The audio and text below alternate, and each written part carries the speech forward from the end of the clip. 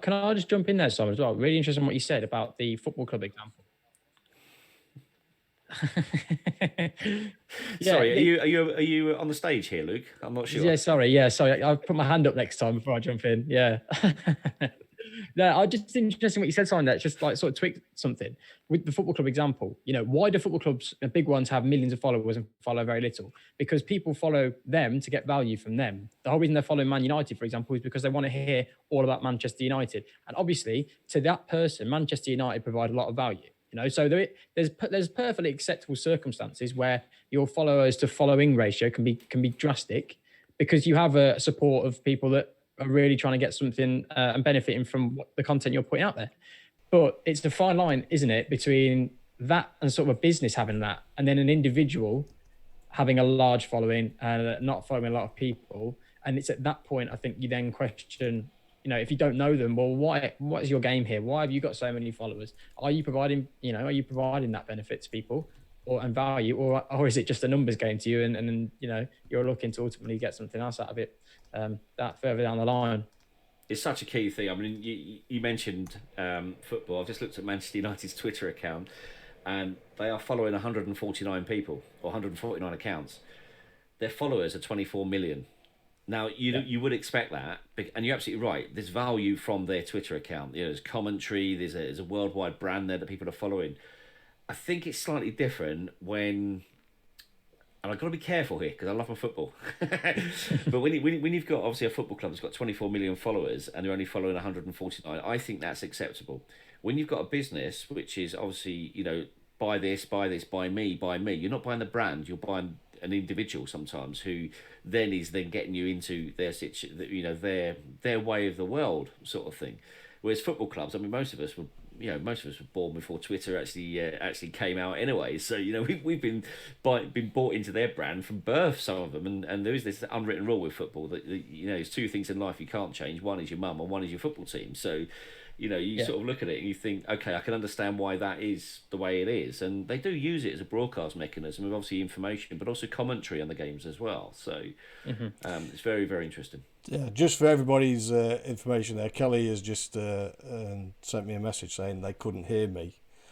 So I've actually had a technical issue around this. I'm hoping she can hear me now, and she might send me a message on Facebook. So for those that have joined in, we are just discussing around the do's and don'ts in the digital world of engagement within the social media platforms.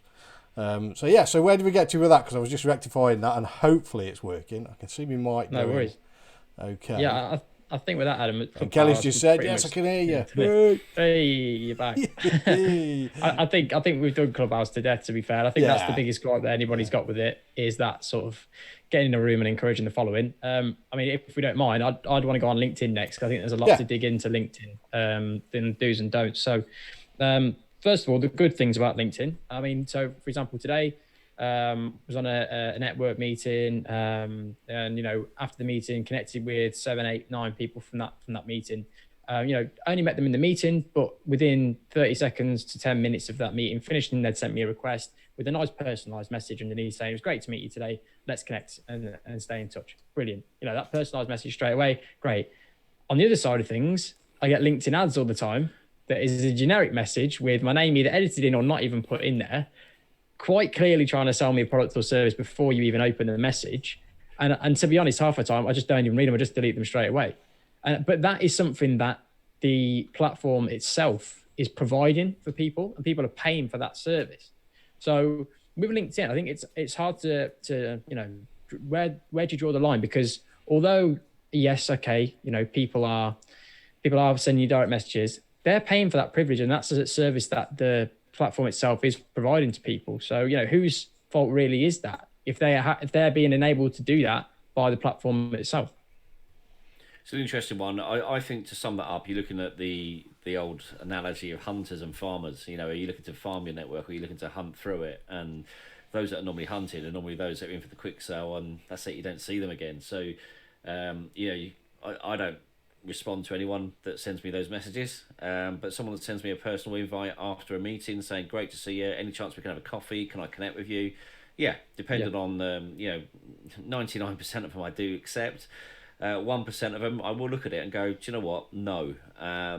Especially if you put the word podcaster in your LinkedIn bio, because you get a lot of people from overseas trying to obviously sell you their editing skills and things like that, and I have turned away a few there, but I see nothing wrong with it at all, providing there's a human element to it and it's not an automated response. So, Luke, I am disappointed to know that your name hasn't got any dollar signs between it says high dollar, you know, 10x, 10x Luke, this. Luke should have been put in there. So, maybe Stokes has got enough for $2 signs with Toad At the end, in the middle. Yeah.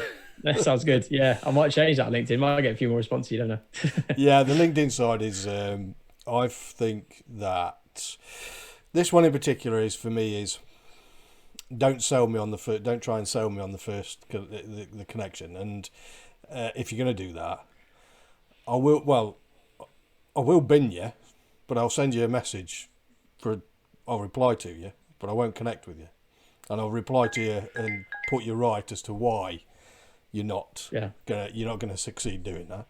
Whether they take a notice or not, that's their problem, not mine. But I will try and say to them, look, this is not the way to do it. This isn't the etiquette within LinkedIn, and you will have probably some success, but it'll be very, very limited. The other side of it as well is that I've had ones which was recent. I've had a few recently where they've connected and sent an absolutely lovely message, and I've thought, oh yeah, no, lovely, great, fantastic, connected. And then the follow-up message has been, can we arrange a one-to-one, but with somebody completely bloody different.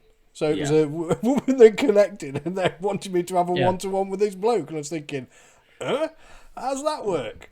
Yeah. As if I'm going to do that.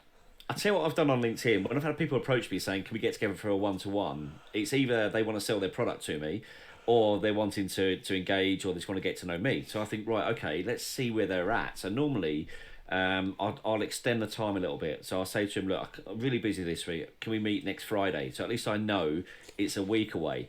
Now, if they are desperate for our service or product, they will turn around and say, well, actually, it's about this, and I want to talk to you about this. Or if they really want to work with us, they'll work with us. If they want to sell to us, you normally find you don't hear from them again, because they're in the now zone.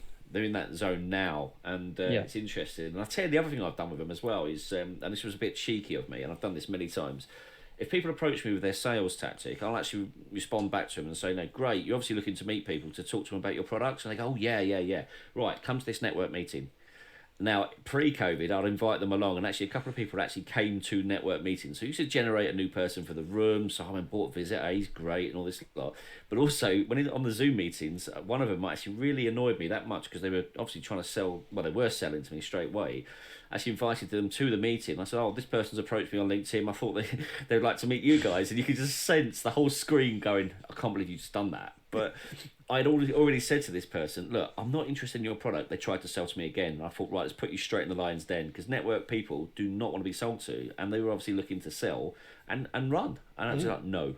Yeah. So, interesting. Yeah, I do that, stalling or I'll send a message back saying, I've got no problem with you one-to-one, but what do you want to discuss? And let me know what you want to discuss, and then I'll base on whether you're going to get any time or not. And I'm upfront with them on that as well, because everybody's time is precious. Yeah, go on. Can I just ask you guys there? When you're referring to people that are contacting you directly, do you have a different opinion, like I touched on, when it's an ad compared to when it's an organic request for a connection or a message? So obviously, if with the targeted on the ads, because that person, although they've wrote the message out for their ad, it's an automated message that's found you through LinkedIn. Whereas, okay, someone's gone in and sales pitched, and yes, okay, they may or may not have targeted me specifically, or they might have searched me in the search bar. They may have just seen me on someone else's feed, but at least they've then messaged you. You know what I'm trying to say? At least it's them doing it rather than them leaving it to LinkedIn. So I'm slightly more lenient on that, even though it is still annoying. I'm not lenient on it at all. Didn't think you would be. No, it's you email me. If you're sponsored in mail, you're selling something. That's because that's what you're doing, because you've got no other no other tactic of getting into me. So that's what you're going to do. So I think it is with LinkedIn, your heckles tend to be a little bit up around, am I going to be sold to anyway? I think the general the general populace will be around like that. then if you, based on the connection request, you can generally always tell that I'm going to get sold to, and a lot of it for me stems with the profile, because if I look at some of the profiles automatically by reading the tagline and also the banners, I'll think you're going to sell to me anyway, because they're set up to sales. And that's not what it's about. Yeah. It's about a connection. LinkedIn is a medium to long term strategy. Yes, you can have, there's no two ways about it, you can have success short term, but it is a medium to long term strategy. Now, Kelly has just asked, do you accept invites on LinkedIn when no message is sent? I know I refrain from accepting unless I know we have met from an earlier networking event. Now, this is a great question, because this I've had a number of different discussions, debates, arguments around this. I will always put a message in. I will always make it personal, because somewhere along the line we've got something in common. We've met somewhere. We've been on some networking. For how long it takes to do a message, great. And we run a test every single year. And I can tell you, when we don't do a message, the conversion rate or the connection request rate is down about 30%. When we do put a message, it's between 70 and 90%. So I will always put a message, always, because it's no harm. It doesn't take long to do, and I just think it is benefit. Well, yeah. Do I accept people that don't send a message? Yes, possibly. If I look, what I do is I do the due diligence to look at the profile and look at and think, okay, are we compatible? Are we suited? Yeah, I was just going to say, like, would you, the way I look at it is a manners and etiquette. Like, the first thing you said during this episode, if you had a business card and you were in a network group, would you just run up to someone and hand them a card and not say anything? Yeah, why not? You know what I mean? I definitely would not do that. Like, it's just not something you would do. So why would you do that online? Why would you literally go up to somebody straight away and go, connect with me, find out about me, please? You just wouldn't do that. I have been in a networking. I've been with somebody, so in a networking at an event, where right at the end when we were going, about 5 minutes from the end, he went, right, I'm just going to hand my cards out. And he went round every single person and handed the cards out. Good tactic or bad tactic? What do you think? Honestly, they're experienced chicken feeders.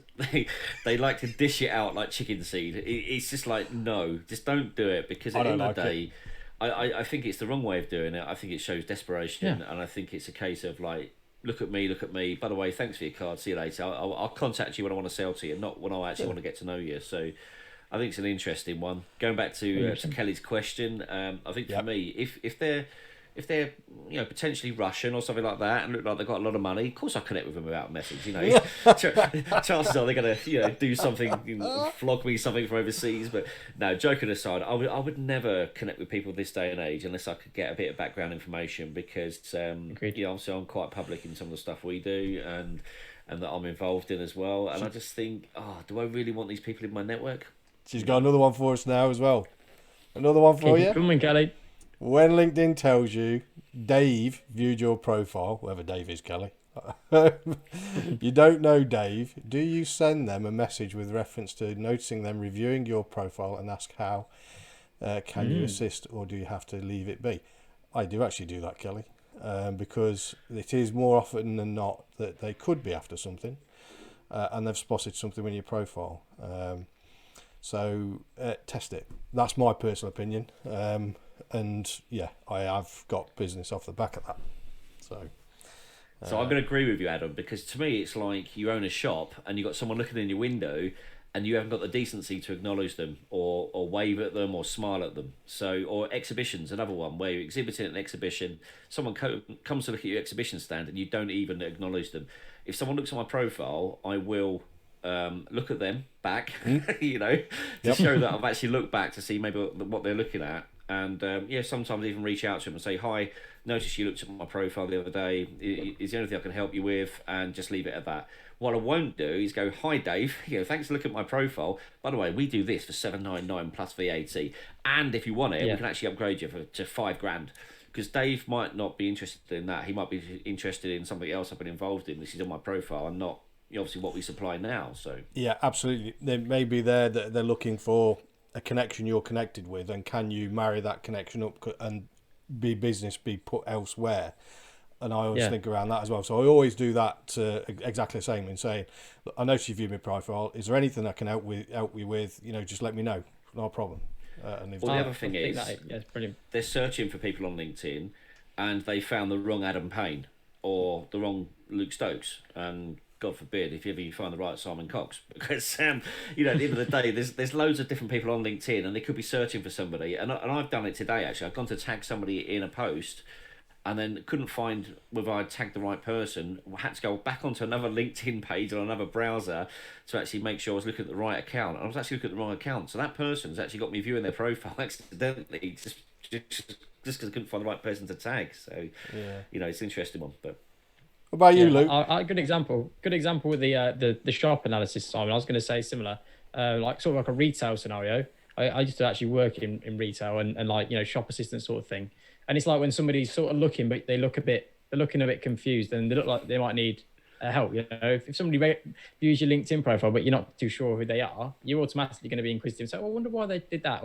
So like somebody's looking over at you in a shop and sort of trying to get your attention. The first thing that they would say to you is, "Are you okay there? Can I help you with anything? Is there something that we can do to help you?" So yeah, I think that's spot on. I think that's perfectly acceptable. And at least at that point they're the ones that have shown the interest in you first. It's not like it's a cold thing from your end. They've already visited your profile, so then you've sort of got that sort of initial contact with them to go in and do it. So I agree. I'm the same. I've always said that your profile, your banner, and everything like that is your personal and business shop window. And when people see it, that's what they're doing, looking at your shop.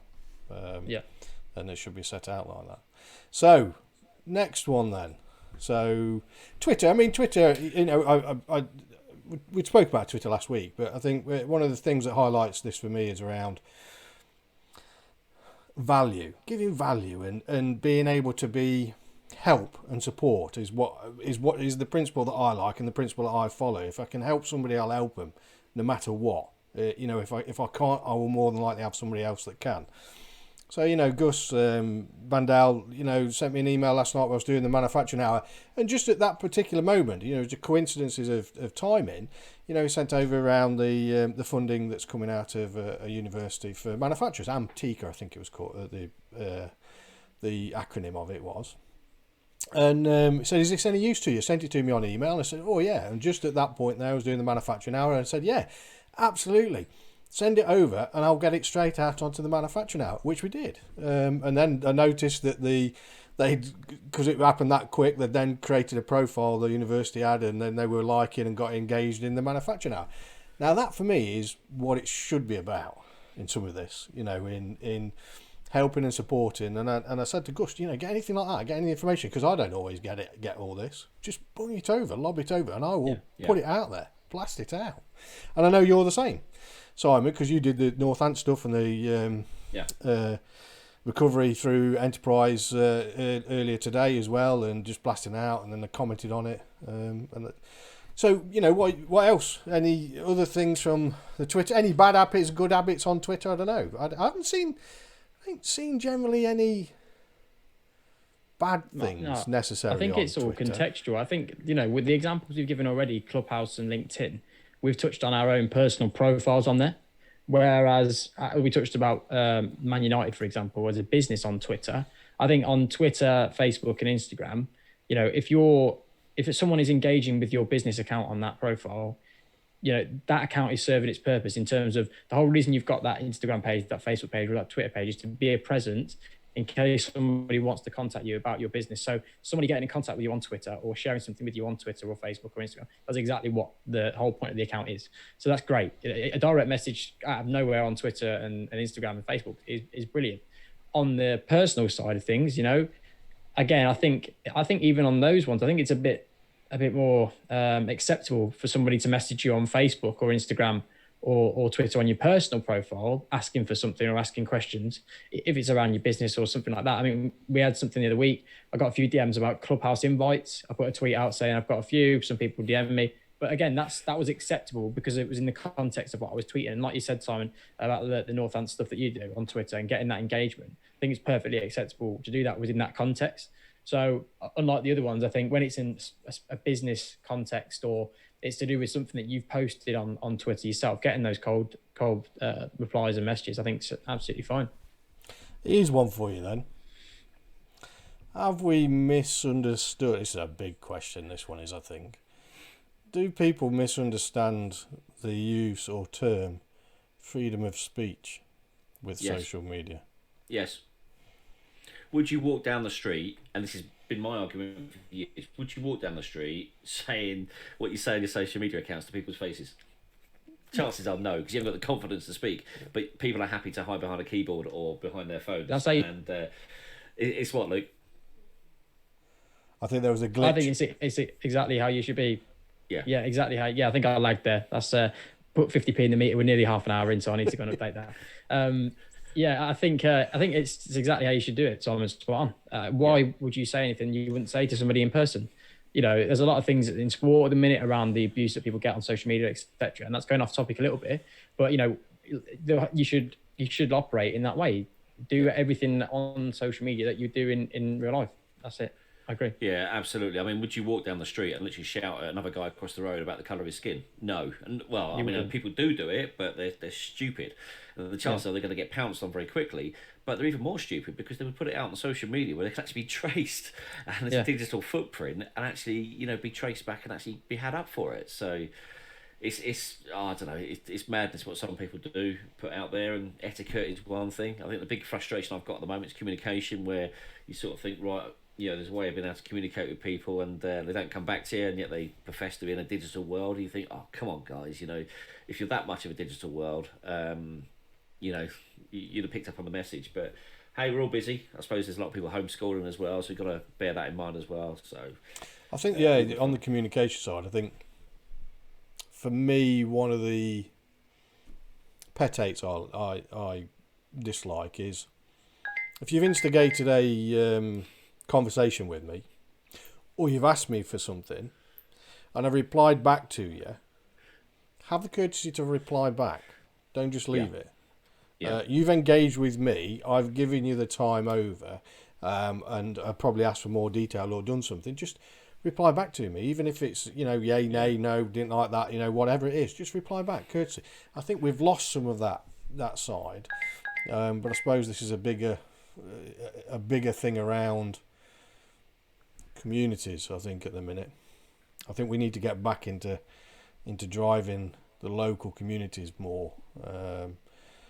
Personally, I don't know. It's just the context, Adam, isn't it? Just the maybe, context. The maybe biggest that's word the we subject talked for next week. Yeah, probably is. Maybe could be. Do you think we covered it all?